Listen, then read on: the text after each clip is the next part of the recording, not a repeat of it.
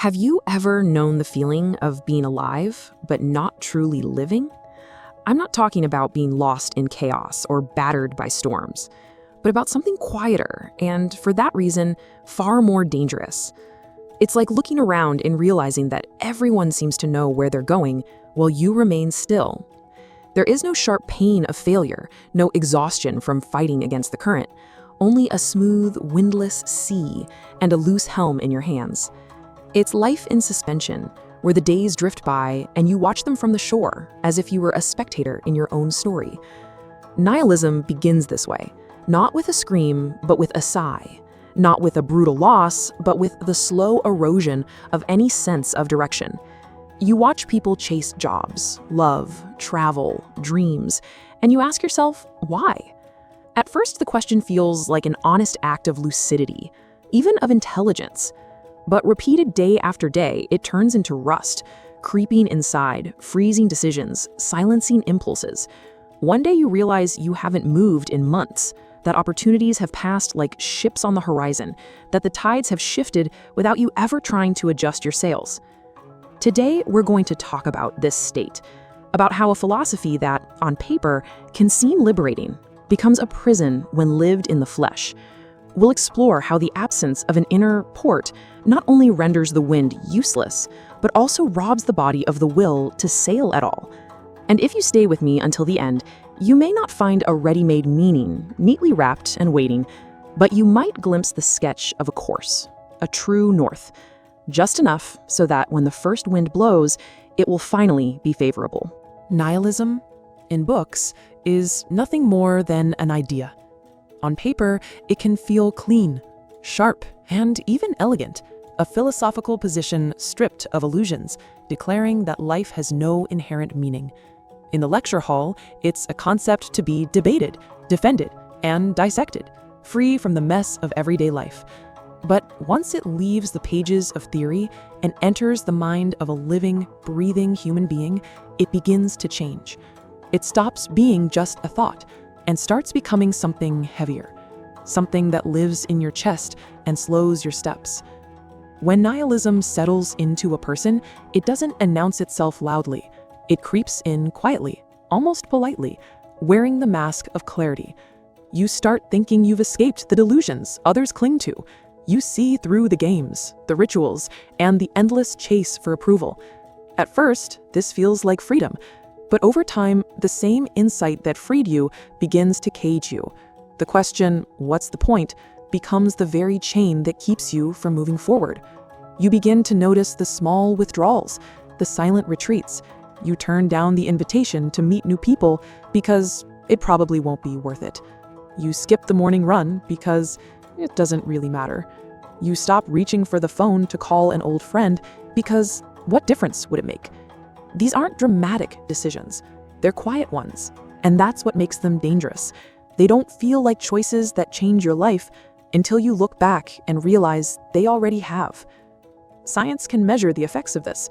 Researchers have found that a lack of purpose doesn't just live in the mind, it rewires the body. The circuits that handle motivation and pleasure begin to go dim. The stress systems stay switched on for longer than they should. Social connections feel less rewarding, and the more your brain learns that there is nothing worth moving toward, the less it will try. You end up not only feeling stuck, you are, quite literally, training your body to stay stuck. This is why I'm not speaking about nihilism today as a philosophy to be debated, but as a condition to be lived through. It's not the same thing to discuss the absence of meaning in an abstract sense and to feel it pressing on you every morning. In the mind, it can feel like a clean rejection of false hope. In the body, it feels like heaviness. In the soul, it feels like distance, as if you are watching your own life from the outside. And yet, here is the most dangerous part. You can get used to it. You can build a life around the absence of meaning. You can go to work, pay your bills, meet friends, scroll through your phone, and never once feel the urgency to change course. It can become normal to live without a port in sight. And when that happens, the absence of meaning stops feeling like a crisis and starts feeling like just the way things are.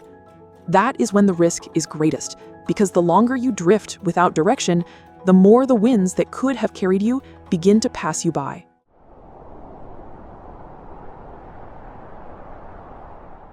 It begins quietly, not with a grand event, not with a sudden collapse, but with the slow erosion of something you can't name. You still wake up in the morning, still check your messages, still go through the familiar steps of your day. From the outside, nothing has changed. But on the inside, something essential, something that once pulled you toward the future, has gone missing. The compass that used to guide you, even unconsciously, no longer points anywhere. It spins in your hands, aimless. At first, you don't panic. You tell yourself it's just a phase, a mood, a momentary disconnection. You might even enjoy the freedom that comes with it, no longer bound by rigid goals or societal expectations. You feel detached in a way that seems sophisticated, as if you've risen above the frantic chase that drives everyone else. You think, they're lost in illusions. I see things as they are. But the clarity you pride yourself on has a sharp edge, and it cuts both ways. Because clarity without direction is not the same as freedom. It is exposure. It's standing in an open field with no shelter, no destination, and the sky stretching endlessly above you. Beautiful, but indifferent. The absence of a destination means there is no reason to choose one path over another, and so you stand still, convincing yourself you're simply waiting for the right moment. Days turn into weeks, weeks into months, and a subtle pattern emerges. You begin to decline invitations, not because you can't go, but because you can't see the point. You let opportunities pass because they require effort you can't justify. The things that once gave you small bursts of joy, a walk at sunset, a conversation with an old friend, the act of starting a project, now feel flat, stripped of their former color. You are not just slowing down, you are retreating. Science calls this avoidance behavior, and it thrives where purpose is absent. The less you see a reason to engage with life's challenges, the more you withdraw. And as you withdraw, life itself seems to shrink. Your world becomes narrower, not just physically, but psychologically. You stop seeing possibilities. You stop expecting surprises. The sea around you becomes a stagnant pool. The philosopher Ernest Becker described it well. The more you shrink back from the difficulties and daring of life, the more you naturally come to feel inept. If one's life has been a series of silent retreats, one ends up firmly wedged into a corner and has nowhere else to retreat. This is not a sudden trap. It is a corner you back yourself into, step by step, until there is nowhere left to go. And here's the paradox. You may still be functioning, you may still have a job, pay your bills, meet friends, you might even be successful by conventional measures. That's the most dangerous version of this drift, the one where you can maintain the appearance of a life while slowly hollowing it out from the inside. No one notices you're lost because you never stop moving in small circles. Meanwhile, the body is taking notes. Neuroscience tells us that purpose is not just a philosophical luxury, it's a biological anchor. A sense of direction affects how your brain processes reward, how your nervous system responds to stress, even how your immune system functions. Without it, dopamine circuits dull, social connections feel less rewarding, and the body carries the weight of stress for longer than it should. What feels like just a mood is in fact a gradual rewiring of your entire system toward inertia. And once the compass is broken, every choice begins to feel the same. Should you start the project, travel, reach out to someone? It all blends into a haze of equal insignificance. Without a port to sail toward, no wind feels worth catching. Opportunities are no longer opportunities. They are simply events passing in the distance, ships you watch but never signal. This is where the drift hardens into something else, something heavier, harder to reverse. You're no longer just pausing to think about your next move. You've stopped moving entirely. The compass lies quiet in your hands, and for the first time, you start to wonder if you even remember how to use it. And this is the moment, quiet, private, and invisible to the world, when nihilism stops being an idea in your head and becomes the water you are now breathing.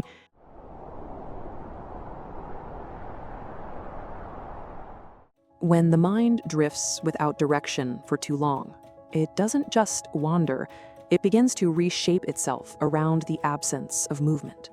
What started as a philosophical stance becomes a pattern of living, and that pattern leaves fingerprints on the brain. Neuroscience has a term for this: alterations in the dopaminergic system. In simpler words, the machinery that once made action feel rewarding begins to slow down. The spark that once followed a good conversation, the quiet satisfaction after completing a small task, the anticipation before starting something new, these become muted, like a song playing through walls. Social connections, in particular, take a hit. There's a phenomenon called social anhedonia, a reduced ability to feel pleasure from interacting with others. People who live in this state don't necessarily dislike company, but the brain fails to reward it in the way it once did. The smile of a friend, the warmth of shared laughter, the comfort of being understood, these are no longer small victories. They are just moments that come and go without leaving much behind. This dampening of the reward system sets off a dangerous cycle. When an action feels less rewarding, you are less inclined to repeat it. When you repeat it less often, the brain receives even fewer opportunities to light up those reward pathways. The less it lights them up, the less motivation you feel. Over time, the habit of not acting begins to replace the habit of acting. And just like that, inertia becomes the default setting. Alongside this is another trait often seen in people living in prolonged purposelessness: rumination. The mind turns inward, looping through thoughts without resolution. You replay memories, rehearse hypothetical conversations, revisit old wounds. Thinking itself becomes the primary activity, while action slips further away. In moderation, self-reflection is healthy, but in excess, it becomes a labyrinth with no exit. A place where you walk in circles, convinced you're making progress because you're still moving. The content of this rumination is rarely neutral. Studies on the default mode network, the brain's self-referential thinking system, show that when overactive, it tends to fixate on the self. In this state, your inner world becomes dominated by self-judgment, comparison, and imagined failure. You are not only thinking too much, you are thinking about yourself too much, often in ways that shrink your sense of possibility. The sea outside may be vast, but the sea inside becomes a whirlpool. It's here that philosophy and biology intersect in a cruel way. The philosophical nihilist may argue that life has no inherent meaning. The biological human, however, cannot live well without one. A sense of purpose doesn't just give the mind a story, it gives the body a direction to move toward. It keeps the stress systems in check. It strengthens immunity. It increases resilience in the face of setbacks. Without it, your biology quietly assumes you are in survival mode, conserving energy, narrowing focus, doing the minimum to get through the day. Survival mode is useful in emergencies. It helps us endure when the world collapses, when the only goal is to see another sunrise. But when it becomes a permanent state, it starts to erode the very systems it once protected. Cortisol, the stress hormone, lingers in the bloodstream. Blood pressure rises. Inflammation spreads.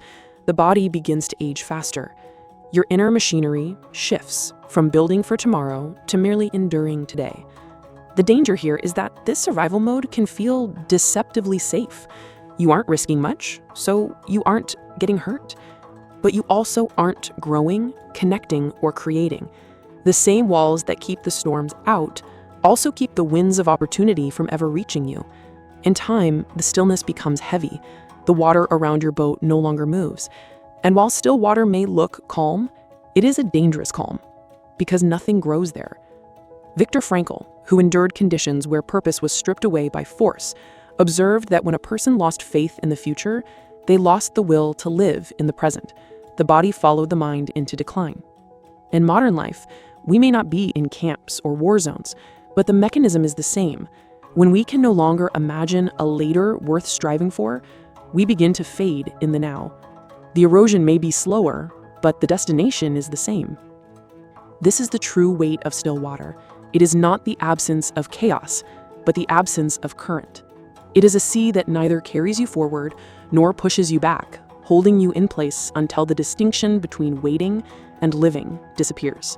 And once that line is gone, the hardest part is not starting the journey, it's remembering that a journey is still possible at all.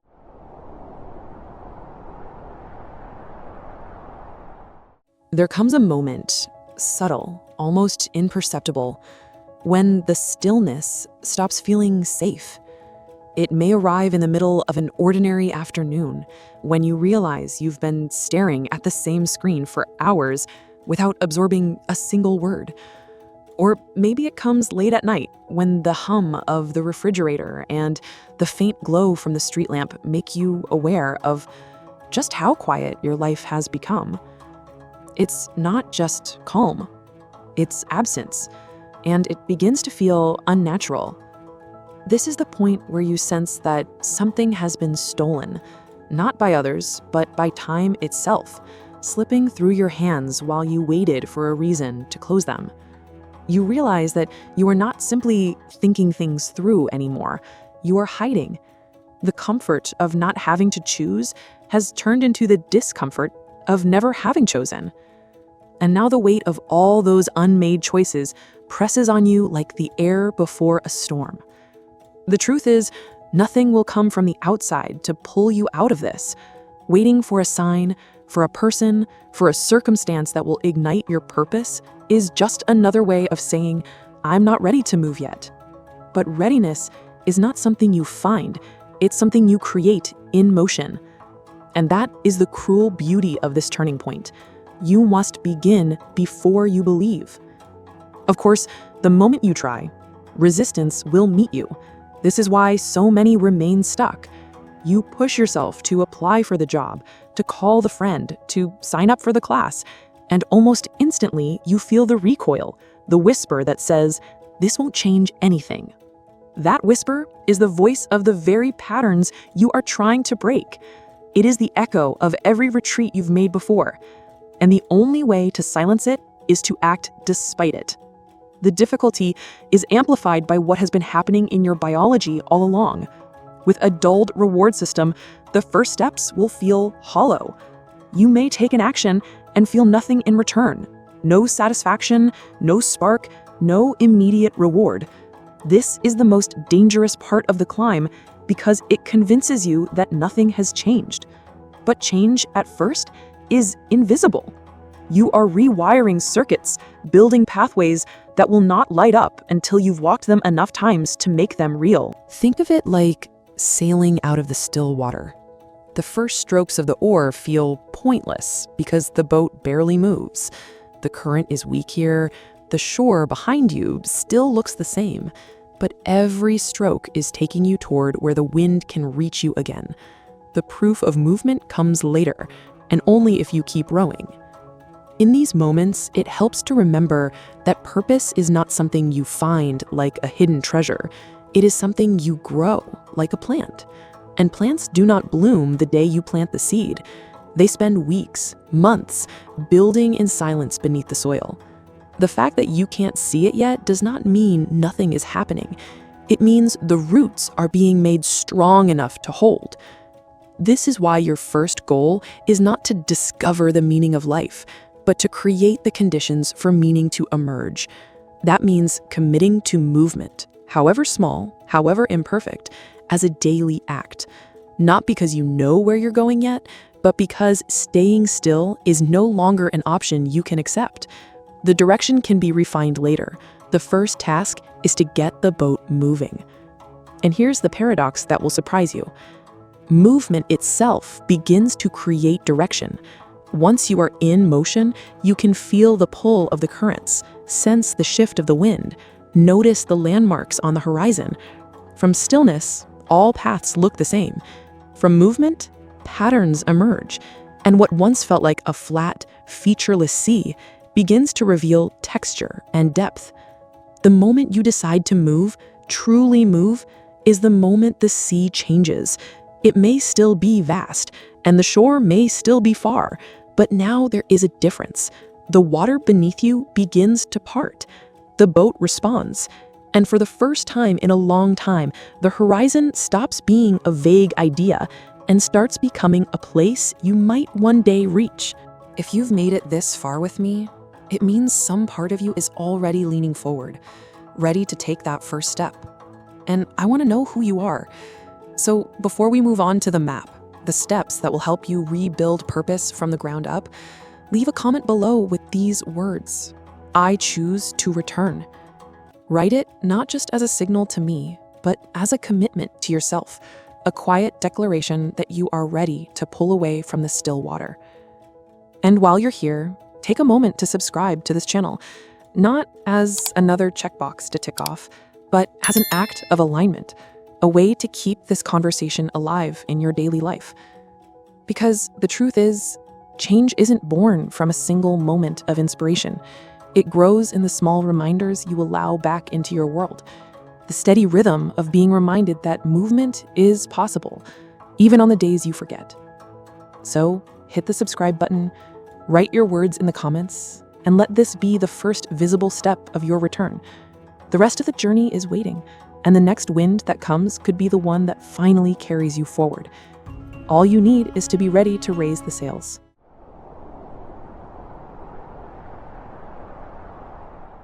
Rebuilding purpose is not about waking up one morning with a perfectly clear vision of your life. That expectation is what traps so many people. The belief that meaning must arrive fully formed, like a revelation.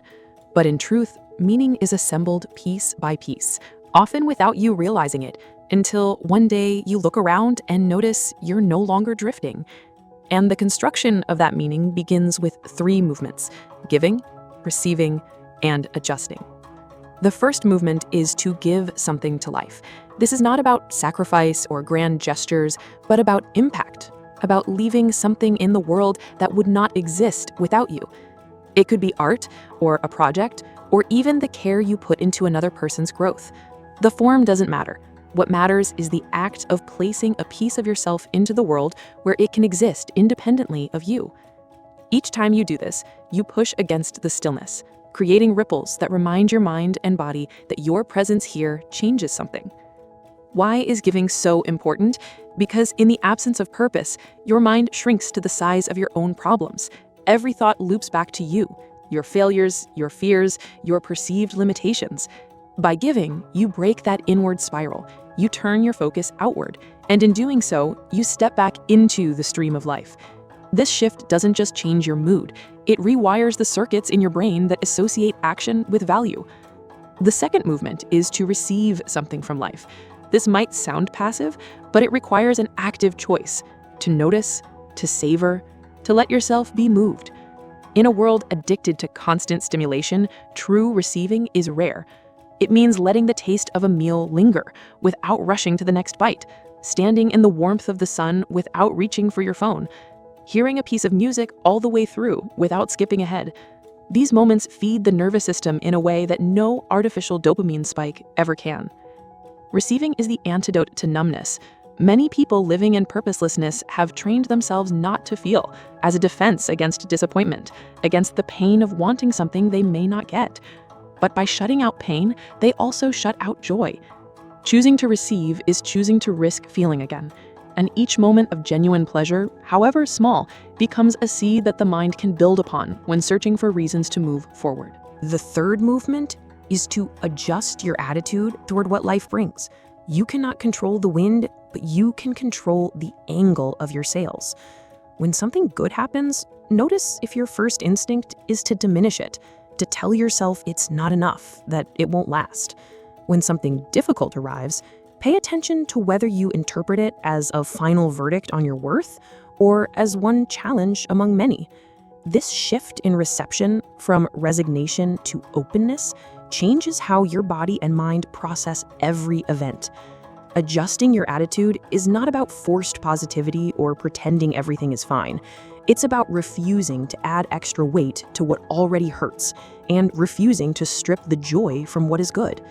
Over time, this practice transforms not just how you experience life, but how willing you are to engage with it. A person who believes that effort can lead to something worthwhile will keep sailing, even when the winds are uncertain. These three movements work together like parts of the same vessel. Giving keeps you connected to the world, receiving keeps you connected to yourself. Adjusting keeps you balanced when the waters shift. Alone, each is powerful. Together, they create the momentum that carries you out of stillness and into the open sea, where meaning can finally find you.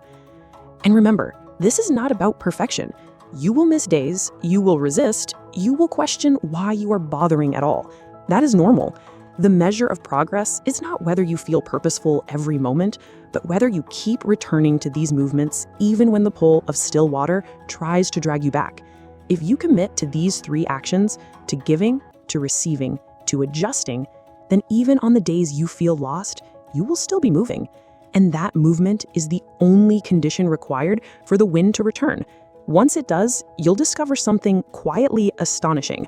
The direction you've been searching for has been forming all along, in the rhythm of your own steps.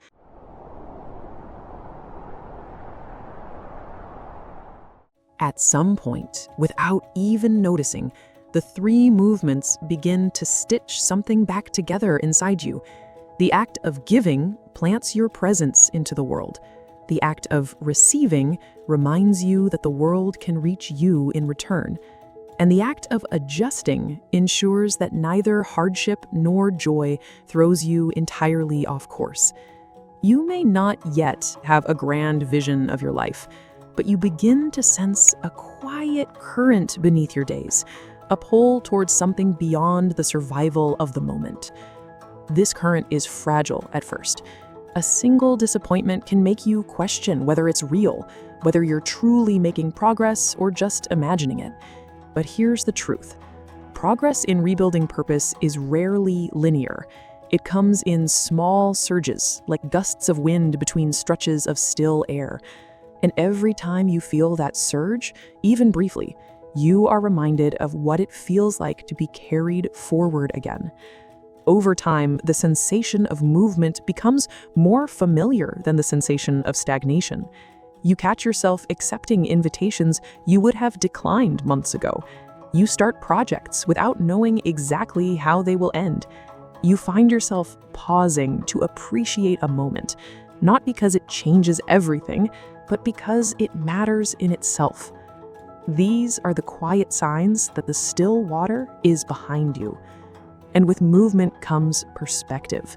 From the center of stagnation, the horizon was a flat, unreachable line.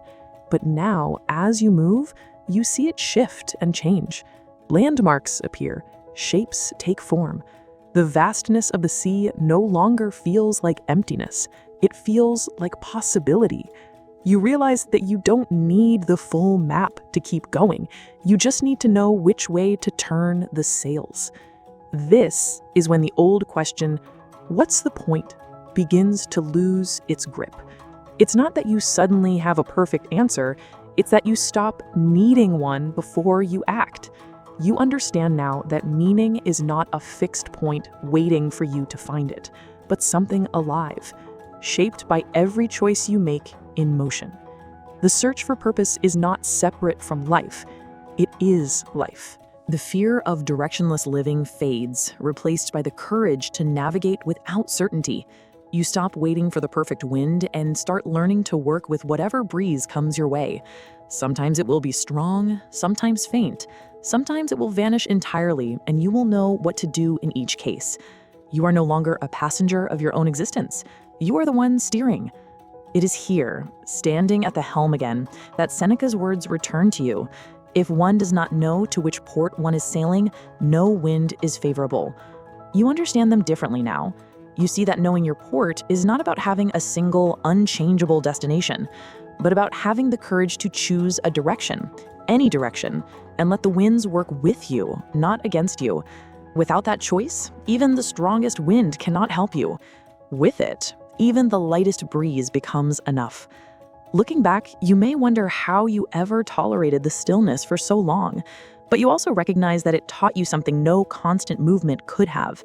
how to appreciate the simple fact of being carried forward. The sound of water against the hull, the way the horizon shifts ever so slightly with each passing hour, the quiet knowledge that you are, once again, on your way.